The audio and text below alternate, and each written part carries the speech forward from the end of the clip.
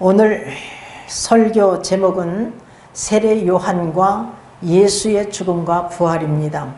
사도 바울이 제1차 전도 여행 중에 비시디아 안디옥에서 사도행전 13장 16절에서 41절까지 설교를 하고 있습니다. 본문 앞에서 사도 바울은 구약의 말씀을 통하여서 하나님이 약속하신 대로 다윗의 씨에서, 다윗의 후손에서 이스라엘을 구원하기 위하여서 구주를 보내셨음을 증거하고 있어요. 그분이 바로 예수라고 사도 바울이 증거하고 있습니다. 오늘 본문에서는 세례 요한과 예수의 죽음과 부활에 대해서 증거하고 있습니다. 오늘 본문 말씀을 통해서 우리가 하나님의 선하시고 기뻐하시고 온전한 뜻이 무엇인지 분별하게 깨달아서 오로지 하나님 뜻대로 살아드리는 귀한 그릇들 다 되시기를 주님의 이름으로 축원합니다. 본문 24절을 다 같이 읽어보겠습니다. 그 오시는 앞에 요한이 먼저 회개의 세리를 이스라엘 곧 백성에게 전파하니라. 그 오시는 앞에란 예수 그리스도께서 오시는 앞에, 예수 그리스도의 공생의 전에 하나님께서 누구를 보내셨느냐 하면은 세례 요한을 보내셨어요. 사실 세례 요한은 예수 그리스도보다도 6개월 전에 태어났던 것입니다. 그리고 세례 요한의 사명이 무엇인가 하면은 예수 그리스도의 길을, 주의 길을 평탄케 하는 것, 곱게 하는 것입니다. 그래서 세례 요한 자신이 증거해요. 요한복음 1장 23절을 보면은 나는 선지자 이사야 말과 같이 주의 길을 곱게 하라고 광야에서 외치는 자의 소리로라. 이렇게 세례 요한이 증거하고 있는 것을 볼 수가 있습니다. 세례 요한은 하나님께로서 보내심을 받은 자예요. 왜 하나님께서 보내셨느냐 하면은 빛 대신 예수 그리스도를 증거케 하기 위해서 보내셨어요. 그래서 이 세례 요한을 통해서 모든 사람들이 그 말씀을 듣고 믿게끔 하기 위해서, 예수 그리스도를 믿게끔 하기 위해서 보냄을 받은 자인 것입니다.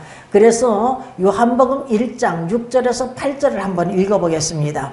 하나님께로서 보내심을 받은 사람이 났으니 이름은 요한이라. 여기 때 이 요한은 사도 요한이 아니라 세례 요한입니다. 저가 증거하러 왔으니 곧 빛에 대하여 증거하고 모든 사람으로 자기를 인하여 믿게 하려 함이라. 그는 이 빛이 아니요 이 빛에 대하여 증거하러 온 자라. 이렇게 증거하고 있습니다. 이 세례 요한은 하나님의 보내심을 받은 자인데 빛 대신 예수 그리스도를 증거케 하기 위해서 보내심을 받은 자예요. 그래서 많은 사람들이, 모든 사람들이 예수 그리스도를 믿게끔 하기 위해서 이렇게 보냄을 받은 자인 것입니다. 우리들도요 마찬가지입니다. 우리도 빛 대신 예수 그리스도를 증거하라고 하나님의 보내심을 받은 자들이에요. 우리가 오직 예수 그리스도를 믿고 성령을 받은 자들은 권능을 받기 때문에 그리스도의 증인된 사명을 감당해야 되는 거예요. 오직 성령이 너에게 임하시면 너희가 권능을 받고 예루살렘과 온 유대와 사마리아 땅끝까지 이르러 내 증인이 되리라. 사도행전 1장 8절 말씀 아니겠습니까? 그러므로 우리가 하나님 성령을 받은 사람들은 다 하나님의 보내심을 받은 자들인 것입니다. 그래서 뭐 때문에 보냈느냐? 빛 대신 예수 그리스도를 증거하기 위해서 보냄을 받은 자들이에요. 그래서 우리가 땅끝까지 만민에게 전하지 못한다 할지라도 내 가족, 내 이웃에게 빛 대신 예수 그리스도를 증거해야 될 줄 믿습니다. 그래서 우리로 하여금 많은 사람들이 예수 그리스도를 믿게 하기 위해서 우리가 보냄을 받았다는 사실을 명심하시기를 바랍니다. 마가복음 16장 15절에서 16절을 보면은요, 예수님께서 제자들에게 너희는 온 천하에 다니며 만민에게 복음을 전파하라. 믿고 세례를 받는 자는 구원을 얻을 것이요 믿지 아니하는 자는 정죄를 받으리라 이렇게 말씀하고 계셔요. 그러니까 복음을 전파하라는 것은 우리 주님께서 주신 지상명령인 것입니다. 우리가 땅끝까지 만민에게 전하지 못한다 할지라도 내 가족, 내 이웃에게 복음을 전파해야 될 줄 믿습니다. 그리스도의 증인된 사명을 감당해야 될 줄 믿습니다. 그래서 우리로 하여금 많은 사람들이 예수 그리스도를 믿게 되는 역사가 일어나야 될 줄 믿습니다. 세례 요한은요, 제사장 가문 출신이에요. 제사장 사가랴의 아들이거든요. 사가랴와 그의 아내 엘리사벳이 늙었는데 아이가 없었어요. 그래서 사가랴가 하나님께 기도를 했던 것입니다. 그랬더니 어느 날 가브리엘 천사가 사가랴에게 나타나서 내게 아들을 줄 텐데 이름을 요한이라 하라. 그는 엘리야의 심령과 능력으로 태어날 것을 말씀하시면서 큰 자가 될 것을 이렇게 증거되고 있는 것을 볼 수가 있습니다. 그래서 마태복음 3장 4절에서 보면은 이 세례 요한이 말해요. 엘리야처럼 약대 옷을 입고 허리에 가죽띠를 띠고 먹는 것은 메뚜기와 석청을 먹었음을 볼 수가 있습니다. 그리고 세례 요한은 마태복음 3장 1절에서 2절에 유대 광야에서 전파하여 가로되 회개하라 천국이 가까웠느니라 이렇게 회개하라 천국이 가까웠느니라 이 회개를 외쳤던 자입니다. 그리고 백성들에게 존경을 받았던 자예요.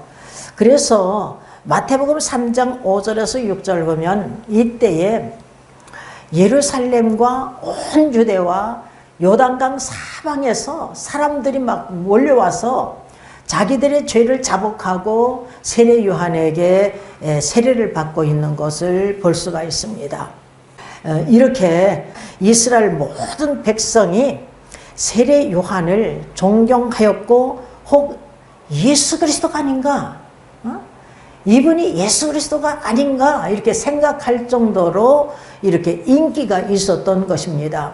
그래서 본문 25절을 한번 읽어보겠습니다.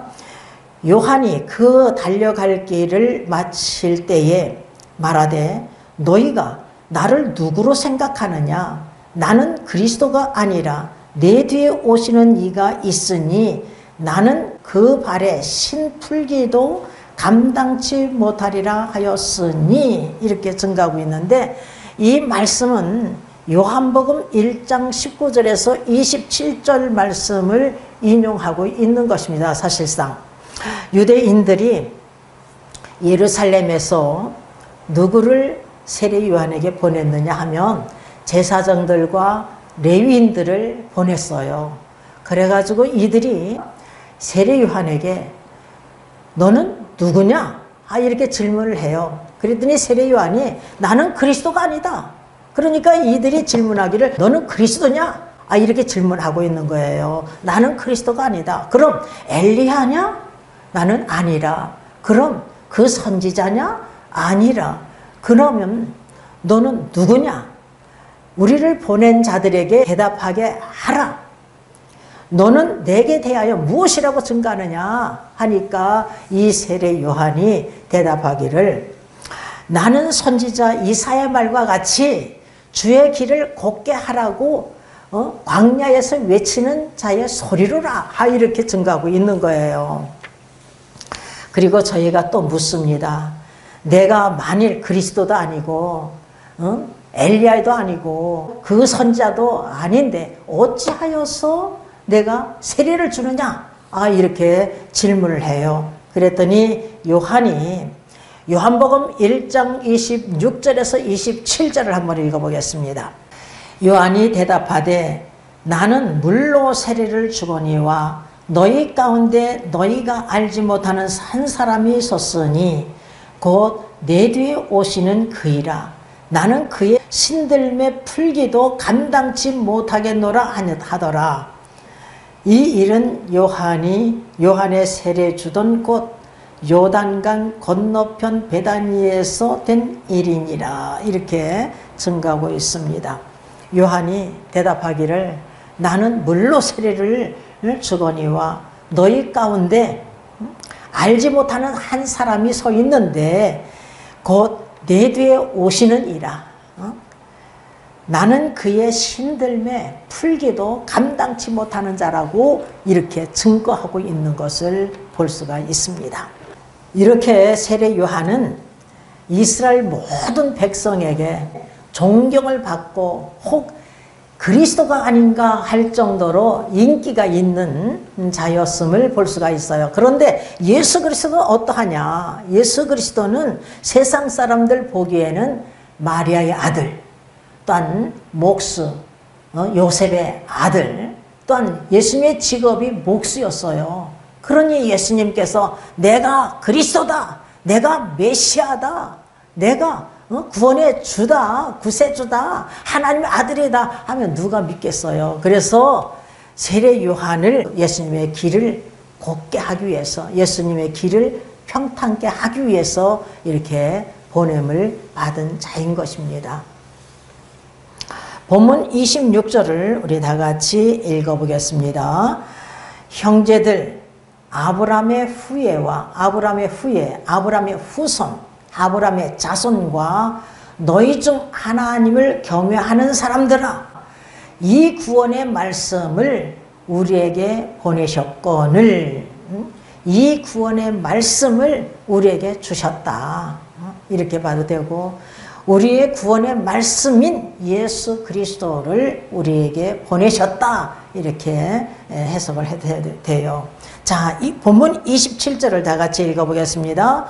예루살렘에 사는 자들과 저희 관원들이 예수와 및 안식일마다 외우는 바 선지자들의 말을 알지 못하므로 예수를 정죄하여 선지자들의 말을 응하게 하였도다. 이렇게 증가하고 있는데, 예루살렘에 사는 자들과 유대인들과 저희 관원들, 유대인의 관원들이 예수와 또한 선지자들의 말을 알지 못하여 예수 그리스도를 정죄하였다. 예수 그리스도를 십자가에 못 박아 죽였다. 알지 못해서 죽였다. 이렇게 증가하고 있는 것입니다. 근데 그것이 바로 선지자들의 말을 응하게 했대요. 선지자의 말을 이루게 하셨다는 거예요.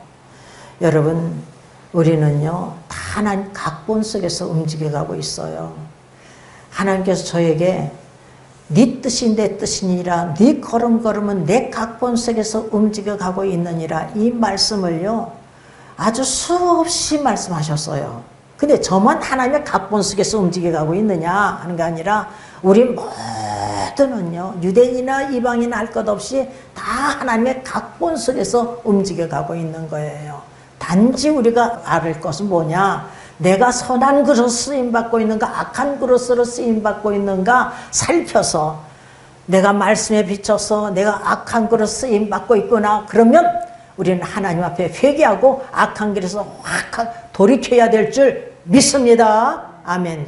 베드로 사도도 사도행전 3장 15절에 보면은 유대인들에게 생명의 주를 죽였도다 이렇게 증거하면서 17절에 보면은요, 형제들아 너희가 알지 못하여서 그리하였으며 너희 관원들도 그리한 줄을 아노라, 이렇게 위로를 하고 있는 것을 볼 수가 있습니다. 너희들이 알지 못하여서, 관원들도 너희들이 알지 못하여서 예수 그리스도를 십자가에 못 박아 죽였어, 이렇게 증거하고 있는 거예요. 왜냐? 회개하기만 하면 사니까, 구원받으니까. 사도 베드로가 사도행전 2장 38절에서 보면 너희가 회개하여 각각 예수 그리스도의 이름으로 세례를 받고 죄 사함을 얻으라, 그리하면 성령을 선물로 받으리니, 이렇게 증가하고 있어요.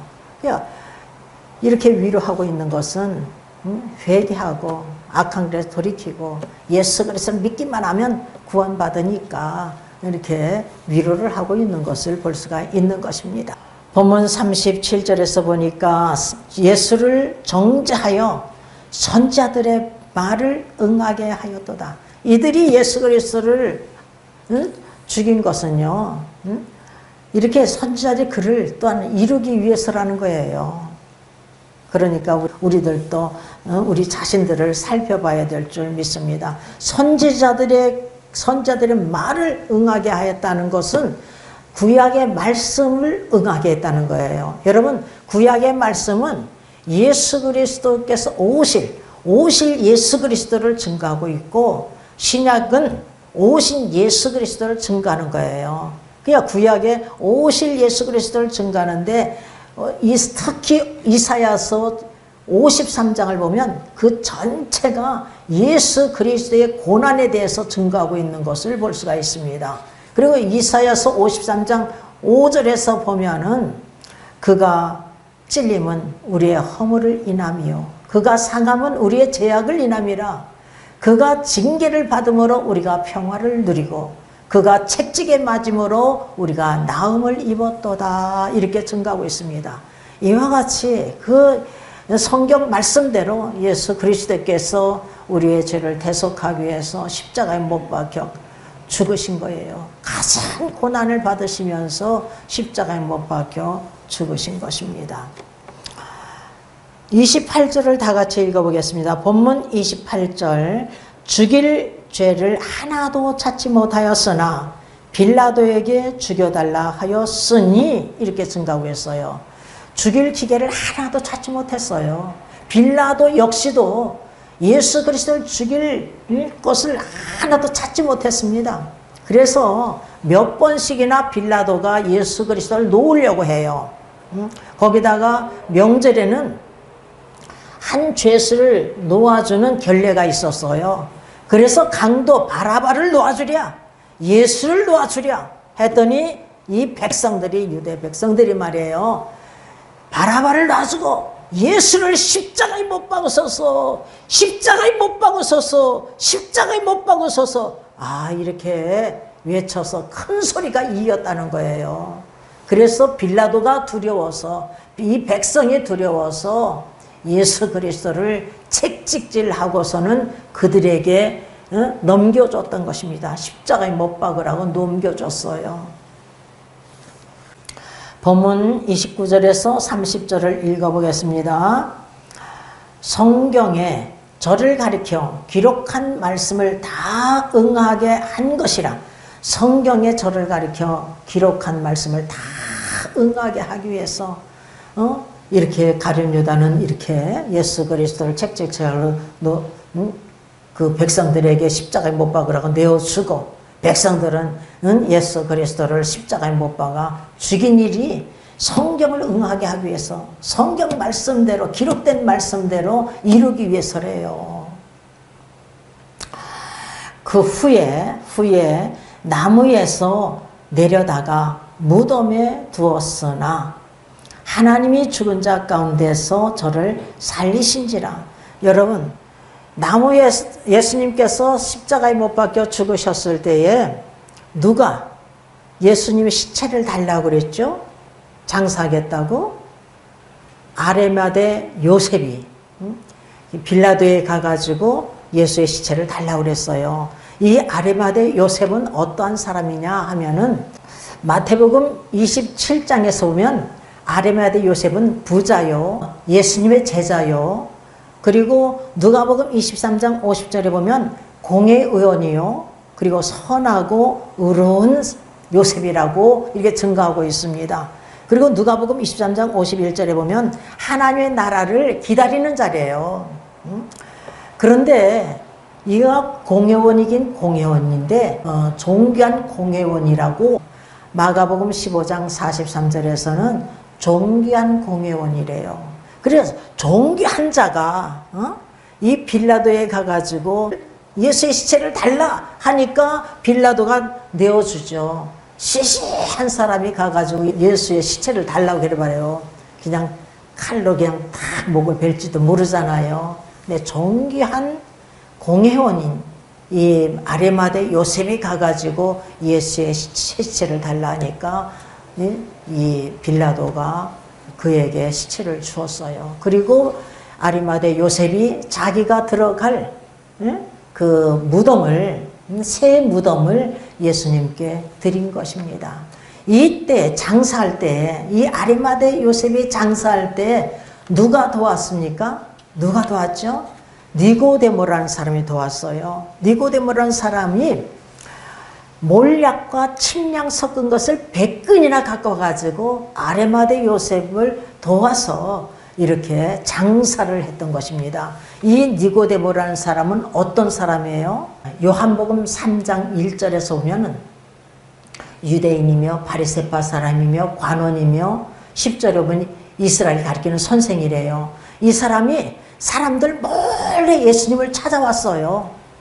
그런데 예수님께서 진실로 진실로 내게 이르노니 사람이 거듭나지 아니하면 하나님 나라를 볼 수 없느니라.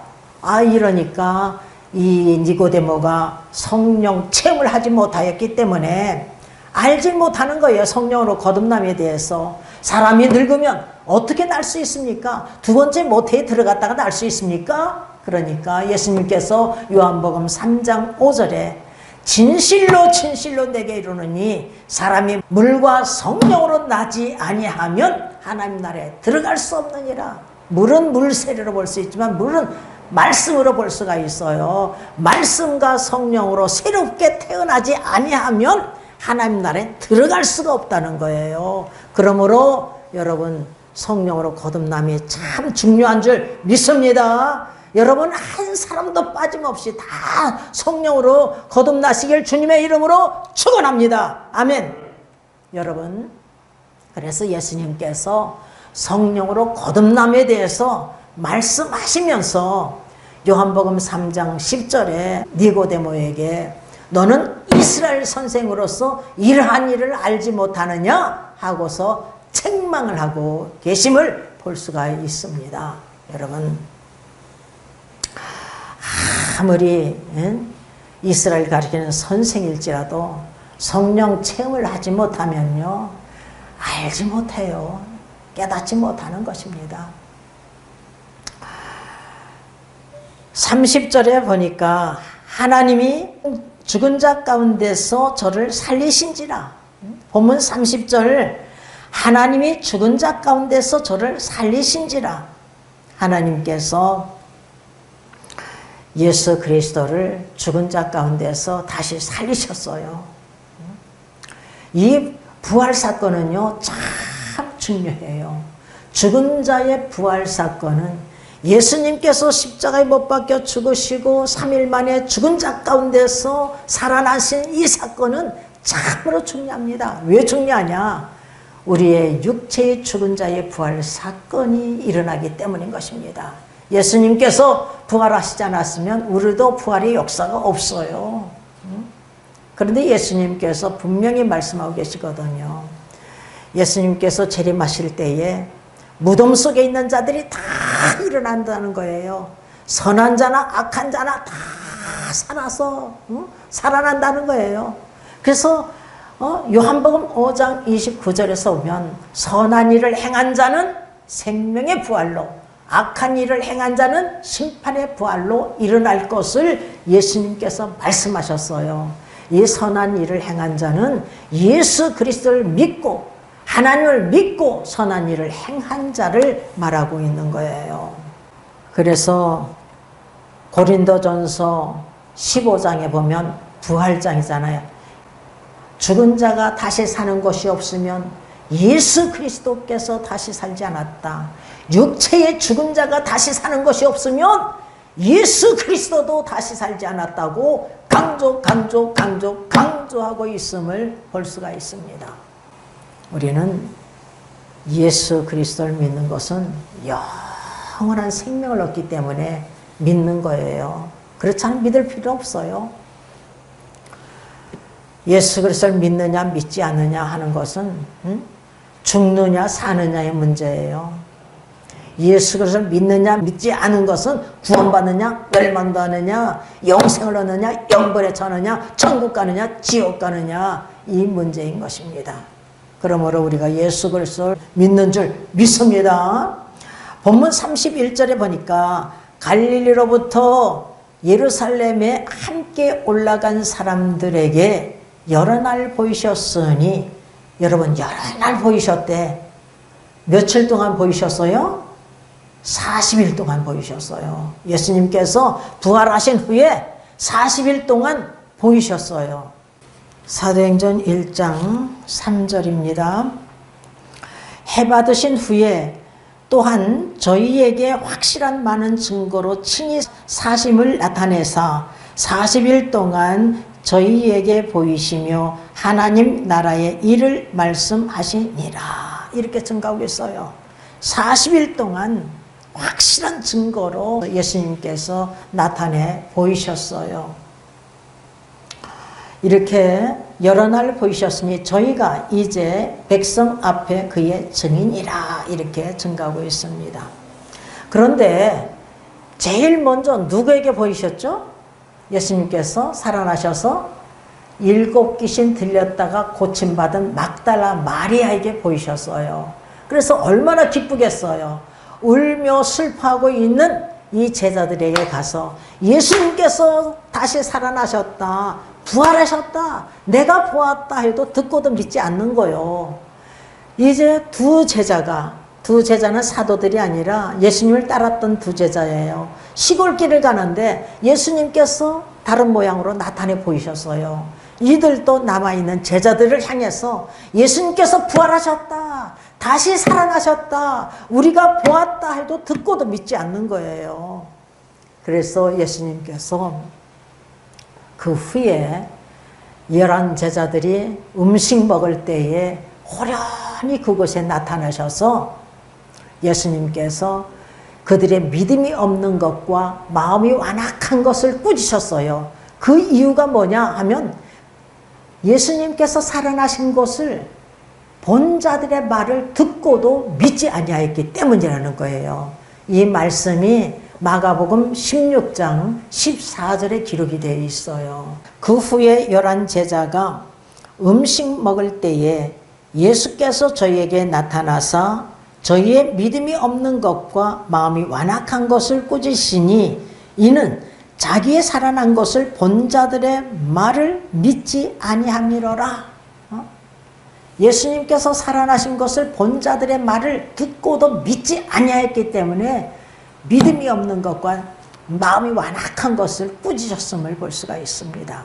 여러분, 우리는 믿는 자가 되어야 될 줄 믿습니다. 우리는 듣고 믿는 자가 되어야 돼요.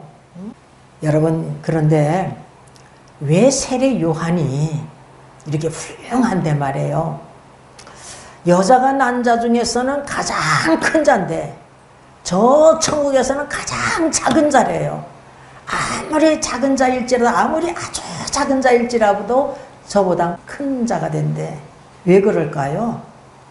이 말씀을 한번 읽어보세요. 마태복음 11장 11절을 보면은 내가 진실로 너에게 말하노니 여자가 낳은 자 중에 세례 요한보다 큰 이가 일어남이 없도다. 그러니까 가장 큰 자죠. 그러나 천국에서는 극히 작은 자라도 저보다 크니라. 그러니까 천국에서는 가장 작은 자예요. 그 이유가 뭘까요? 그것은 세례 요한은요, 다른 사람들이 다 의심하고 예수 그리스도를 떠나고 믿지 않아도 세례 요한만큼은 믿어야 돼요. 의심해서는 안 돼요. 왜냐하면 하나님께서 세례 요한에게 말씀하시기를 누구에게든지 성령이 임하는 것을 보면 그는 성령으로 세례를 줄 자다. 이렇게 말씀하셨어요. 그래서 예수님께서 세례를 받을 때에 하늘이 열리고 성령이 비둘기 형상으로 예수님께 딱 임한 것을 봤거든요. 그리고 또한 하나님의 음성을 또 들었어요. 하나님께서 말씀하시기를 이는 내 사랑하는 아들이요 내 기뻐하는 자다. 이렇게 말씀하셨거든요.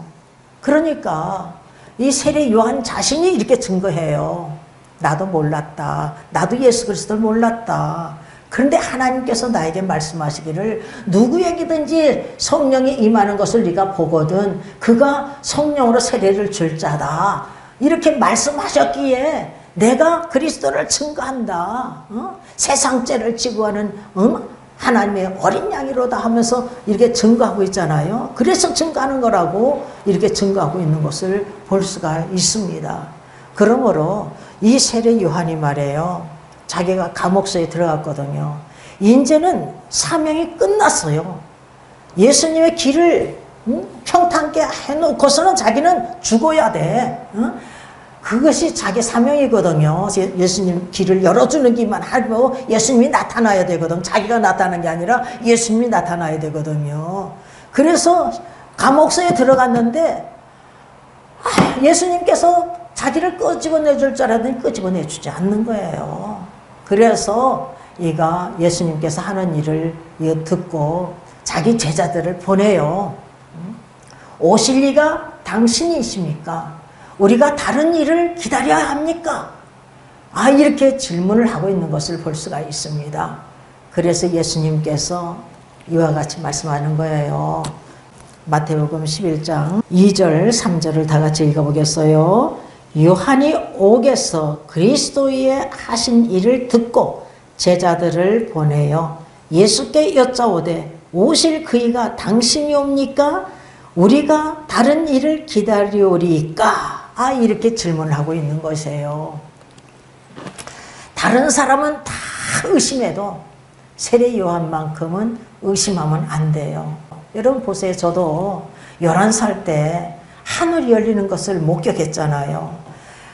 하늘이 그냥 대낮인데 쫙 칼로 갈라지면서 하늘문이 열리는 거예요. 예수님께서 하얀 옷을 입으시고 예수님 좌우편에 야고보와 요한이 앉기를 원했어요. 근데 내 동생, 죽은 동생, 8살 먹은 동생이 우편에 서 있는 거예요. 하얀 옷을 입고 찬송을 불러. 그래서 간격을 떨어뜨려놓고 수많은 사람들이 찬양을 부르면서 예수님 뒤를 따라가는 거예요. 그래서 모든 사람들이 이 광경을 봤으면 좋겠다 해서 앞을 보고 뒤를 보고 좌우를 봐도 아무도 없어. 그 순간에 해가 빛을 발하면서 문은 탁 닫히기 시작하면서 탁 닫혀버렸어. 그때에 11살 때 예수님께서 저를 부르셨잖아요. 밤중에 내가 약국에서 공부하다가 졸고 있는데 명수가 나하고 놀자.